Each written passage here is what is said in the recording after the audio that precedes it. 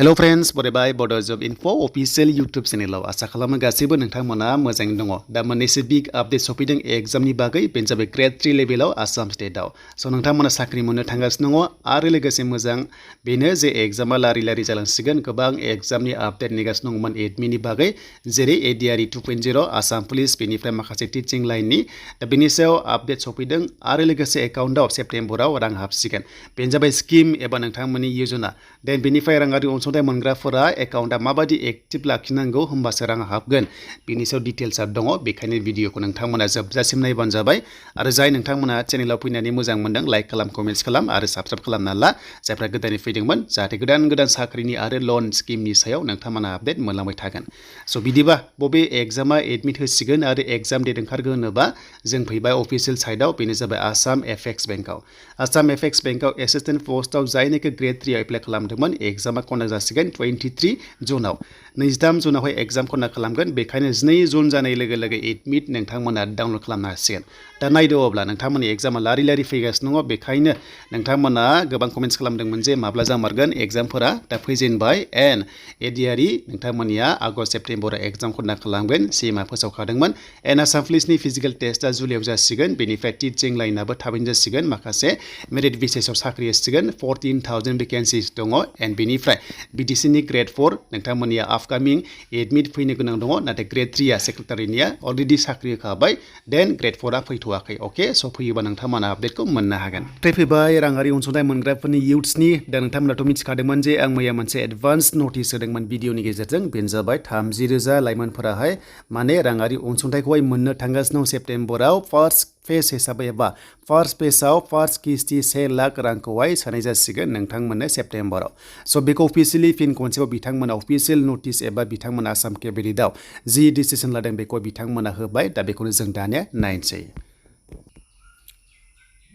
दा बिथांमोना मैया आसाम केबिनेटआवहाय माखासे इम्पर्टेन्ट डिसिसन लादों बेनो जाबाय गभर्नमेन्ट अफ आसामनिफ्राय दा फाइनालि नोंथांमोना नैबाव नायदों बेयाव मोजां पइन्ट दङ।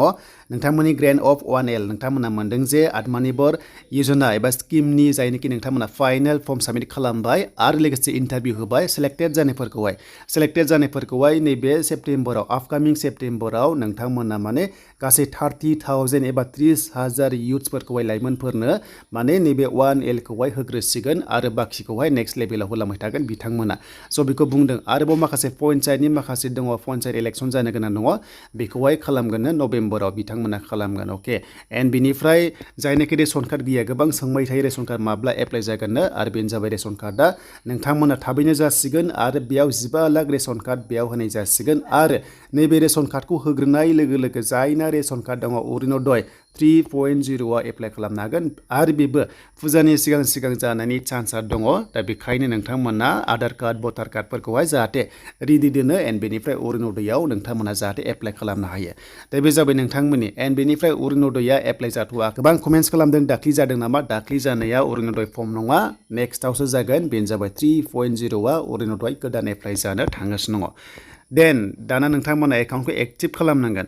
स' बिनिफ्राय सेल्फ हेल्प ग्रुपआव जायनोखि दङ नोंथांमोननि एकाउन्टआव 15 आगस्टनि सिगांनो नोंथांमोननियाबो माने 10,000खौ मोनगोन। अके दा फर्म साबमिटनि फाइनाल नोंथांमोना फाइनाल साबमिट जागासिनो दं। अके नाथाय फाइनाल नोंथांमोना माने सेलेक्टेड जाथ'वाखै जास्ट मोनसे फाइनाल फर्म साबमिट खालामनाय आपल'ड खालामनायसो मोनसे ID मेसेज फैदों आरो बे जायनोखि फैयाखै लासैनो फैबाय थागोन जेबो घाबरायनांगौ गोनांथि गैया नोंथांमोना नेथ'नांगोन मानोना गोबां टाइम दङ। हमना ला दासो बिथांमोना एलायन्सआवहाय सरकार दाबाय नालाय NDAहाय दा हारसिं BJPआ देरहायाखै हमना ला 240 सिटल' मोनदों 543नि गेजेराव नाथाय एलायन्सआव हमना ला NDA एलायन्सआवहाय बिथांमोना सरकारखौ दासिगोन एबा दाबाय होनजाबाय। स' अब्ला एसे टाइम लाबावगोन नोंथांमोना लासैनो मेसेज थांबाय थागोन। नाथाय मोनसे बाथ्रा बाव आरो बे स्किमा नोंथांमोना अनलि आसाम स्टेटनि बेखायनो नोंथांमोनाहाय माने मोनखागोन। दा बे जाबाय नोंथांमोननि राङारि अनसुंथाइ।